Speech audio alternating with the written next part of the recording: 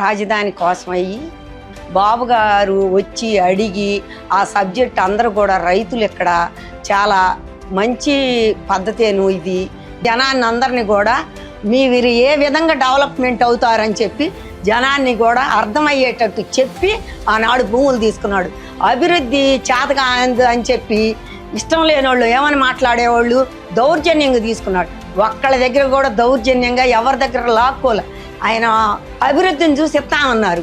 అదే వైసీపీ ప్రభుత్వం వచ్చిన తర్వాత ఎక్కడ నోరిప్పి మాట్లాడిన వాళ్ళందరినీ దౌర్జన్యంగా కొట్టుకుంటా వాళ్ళు చేసిన అబద్ధ ప్రచారానికే జనాలు నమ్మి వాళ్ళకు ఓట్లేసి వాళ్ళ నెత్తి మీద తీసుకొని కూర్చోబెట్టుకున్న తర్వాత ఏమైంది, రాష్ట్రం మొత్తం కూడా సర్వనాశనం అయిపోయింది. ఏ మహానుభావుడు ఒక మహానుభావుడు రాపోతాడా, మన రాష్ట్రాన్ని కాపాడిపోతాడని 5 సంవత్సరాలు మేము కంటికి తడి ఆరకుండా ఏడ్చాం.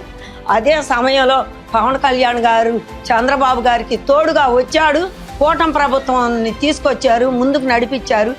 ఇవాళ వేగవంతంగా ఎక్కడ అడవిలాగుండా ఈ అడవినంతా తీసి పారేశారు. రోడ్లు అవుతున్నాయి, బిల్డింగులు అవుతున్నాయి.